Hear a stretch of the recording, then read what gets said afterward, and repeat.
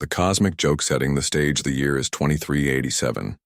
Humanity has been part of the Galactic Council for barely 50 years, and they are still considered the newest, weakest member species.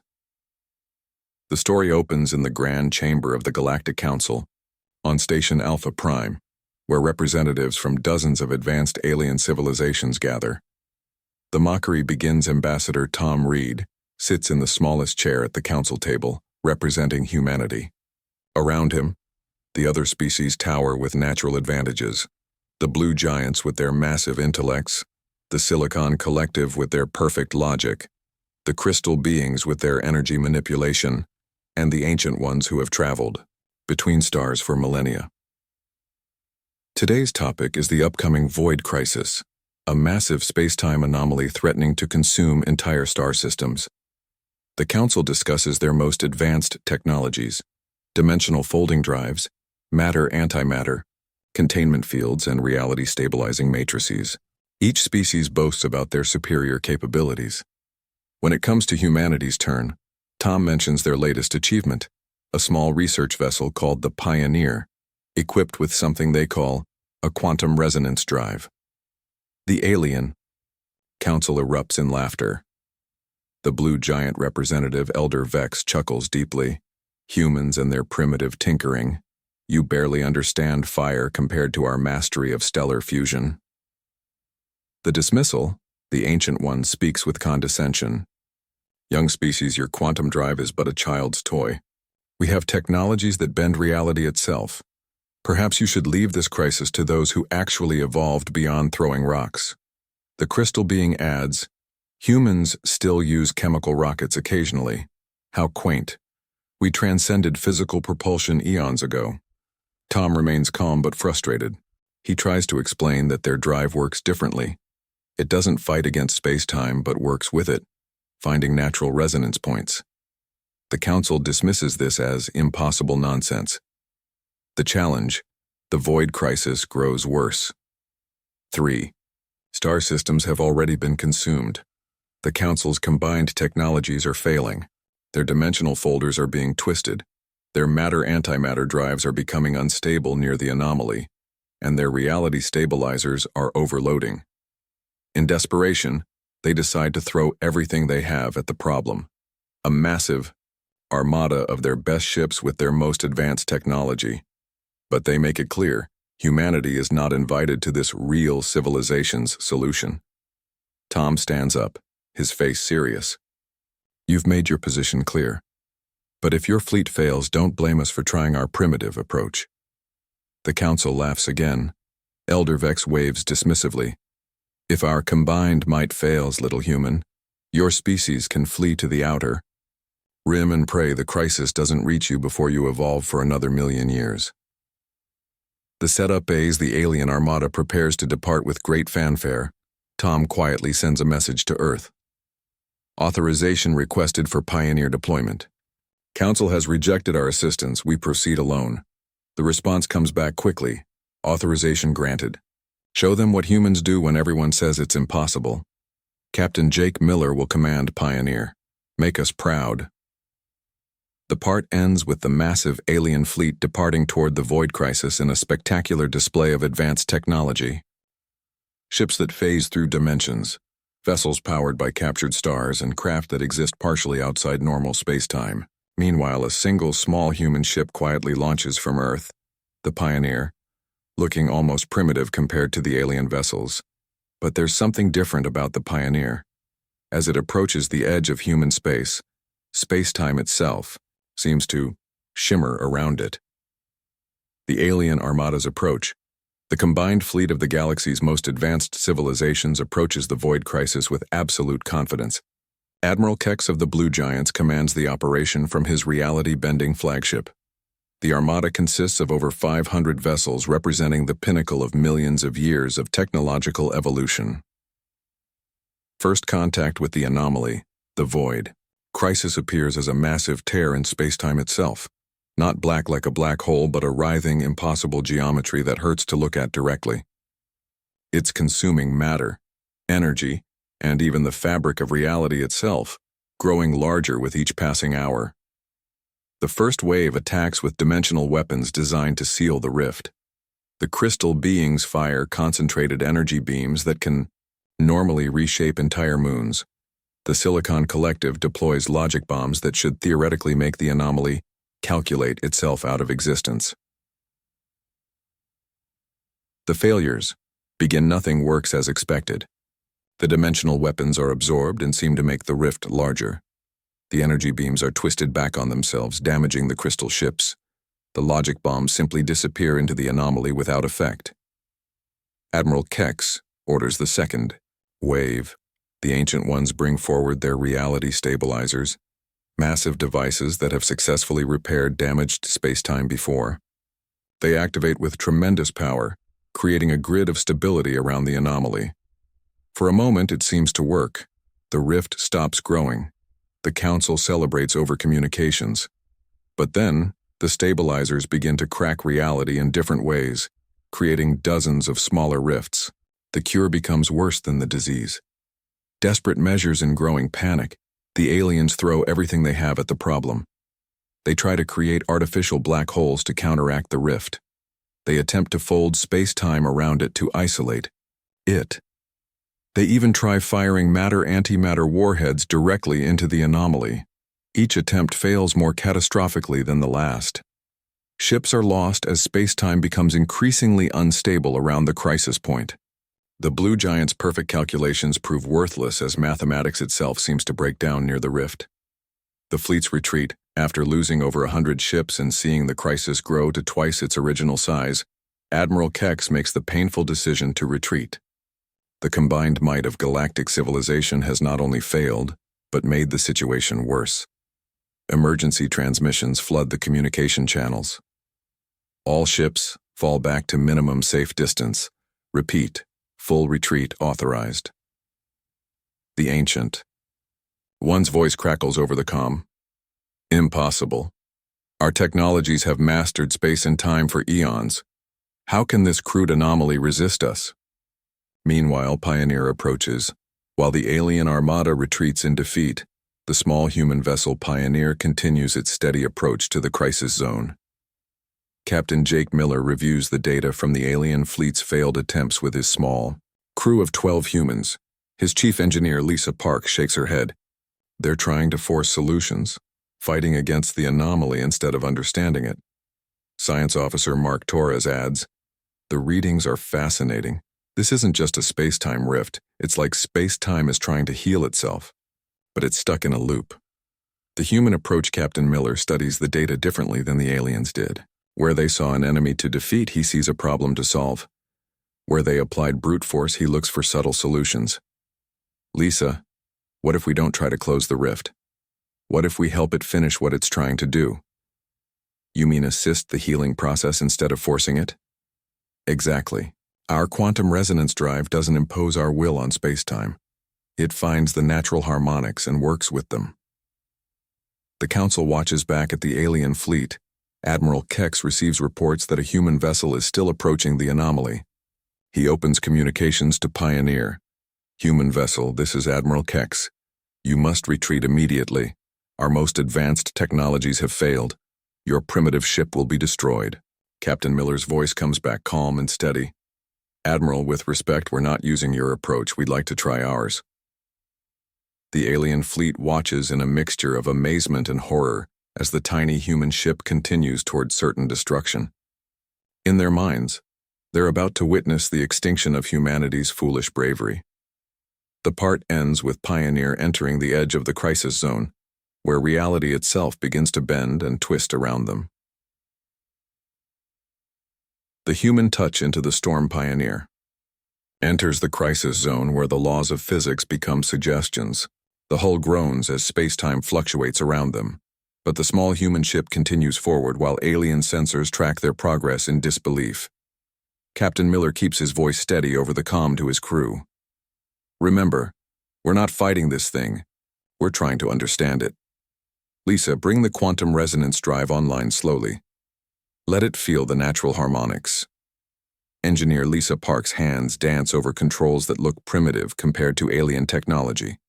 Simple physical switches, and analog displays alongside basic computer interfaces, but there's something elegant in their simplicity. Understanding the anomaly as Pioneer moves deeper into the crisis zone, Science Officer Mark Torres makes a discovery that changes everything. "Captain, I'm reading something the alien ships missed. This isn't random destruction. There's a pattern." The data reveals that the anomaly isn't actually trying to destroy spacetime. It's trying to repair something, a fundamental flaw in the fabric of reality that was apparently created by the overuse of advanced alien technologies over millions of years. The dimensional folding, the reality stabilizers, the space-time manipulation, all of it has been creating tiny tears, Torres explains. This crisis is space-time trying to heal itself, but it's stuck in a feedback loop. The resonance solution. Lisa reports from engineering. "Captain, the quantum drive is picking up the natural frequency of the anomaly. It's like it's trying to sing, but it can't find the right note. This is what makes human technology different. Instead of imposing their will on the universe, humans learn to listen to it. Their quantum resonance drive doesn't force space-time to behave. It finds the natural vibrations and harmonizes with them." "Can we help it find that note?" Miller asks. "I think so. But we'll have to get much closer than any sane species would attempt." The alien fleet's Horror Admiral Kex watches the human ships approach with growing alarm. On his screens, Pioneer is heading directly toward the heart of the anomaly where reality becomes completely unstable. "Insane humans," mutters the crystal being representative. "They're going to trigger a cascade failure that could destroy half the galaxy." The Ancient. One agrees. "Their ignorance will doom us all. They don't understand the forces they're tampering with." But Elder Vex of the Blue Giants notices something odd in the readings. "Wait, look at the space-time fluctuations around their ship. They're not being torn apart. They're harmonizing." The deep approach Pioneer pushes deeper into the anomaly than any ship should survive. Outside their viewports, reality shifts and flows like liquid. Past and future seem to exist simultaneously. The crew experiences moments where they see themselves from different timelines, but instead of being destroyed, Pioneer's quantum resonance drive begins to sync with the anomaly's natural frequency. The ship stops fighting the distortions and starts moving with them, like a surfer riding a wave instead of being crushed by it. "It's working," Lisa reports with amazement. "The drive is finding the resonance points. Space-time is actually stabilizing around us." The breakthrough moment, as Pioneer reaches the heart of the anomaly, Captain Miller realizes what they need to do. The anomaly isn't the problem, it's the solution that got stuck. We just need to help it complete its work. He makes a decision that would terrify any other species. Instead of trying to escape or contain the anomaly, he orders Lisa to fully synchronize their quantum drive with its frequency. "Full resonance, Lisa. Let's help space-time finish what it started." The quantum resonance drive hums with power, but not the brutal force of alien technology. It's more like a tuning fork finding the perfect pitch. Pioneer becomes part of the anomaly's healing process, adding its voice to space-time's song. The moment of truth, as the synchronization completes, something beautiful happens. The chaotic, reality-tearing rift begins to organize itself. The random destruction becomes purposeful, healing. The feedback loop breaks, and space-time finally completes its self-repair. The alien fleet watches in stunned silence as the massive anomaly that defeated their greatest technologies begins to shrink and stabilize, all because a tiny human ship chose to help instead of fight. Captain Miller opens communications to the alien fleet. "Admiral Kex, this is Pioneer. The anomaly is stabilizing. Space-time is healing itself. We just had to listen to what it was trying to do." The part ends with the crisis zone transforming from chaotic destruction into something unprecedented, a region of space-time that's actually stronger and more stable than it was before, healed by the cooperation between human intuition and the universe's natural wisdom. The impossible made real. The transformation, as Pioneer maintains its resonance with the healing anomaly, the impossible becomes reality. The massive space-time rift that had consumed 3 star systems begins to reverse. Its destruction.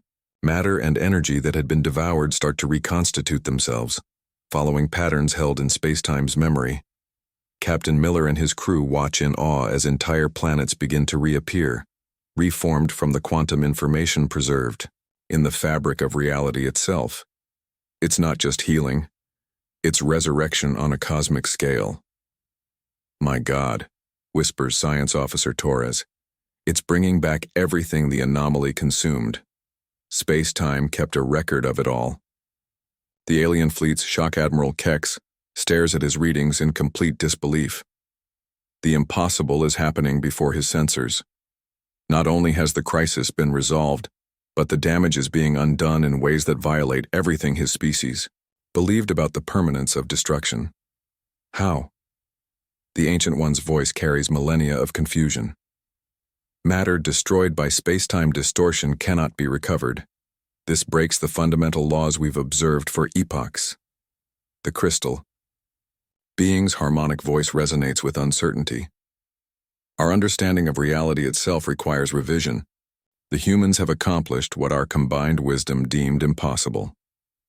Elder Vex of the Blue Giants runs calculations frantically. The energy requirements alone should be impossible, yet they're doing it with a ship that barely registers on our power scales. The secret revealed as Pioneer continues its work. Captain Miller explains over the open channel what they discovered.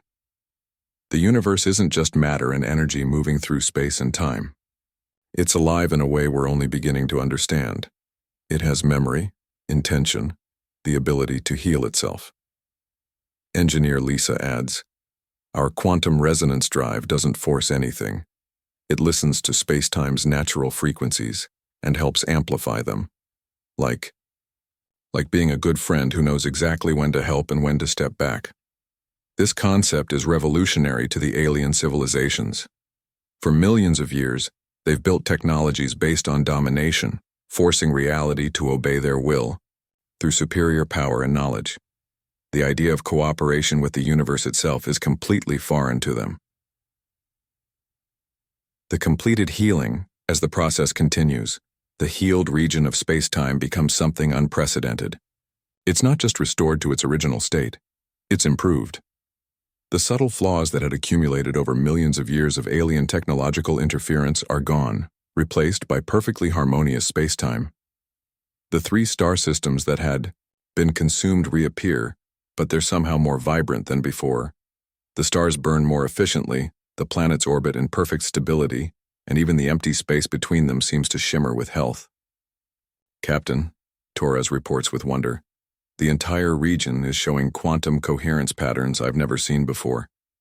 It's like space-time is singing. The ripple effect. But the transformation doesn't stop at the former crisis zone. The healing spreads outward like ripples in a pond, but slowly, gently. Wherever the improved space-time touches regions damaged by millions of years of forced technological manipulation, it begins to offer healing. Throughout the galaxy, ancient scars from dimensional weapons begin to fade. Reality distortions caused by overuse of matter-antimatter drives start to stabilize. The accumulated damage of eons of forcing the universe to obey gradually begins to heal. The aliens' revelation. The alien civilizations watch this transformation with a mixture of awe and horror, not at the healing but at the realization of what they've been doing wrong for so long. Admiral Keck speaks slowly.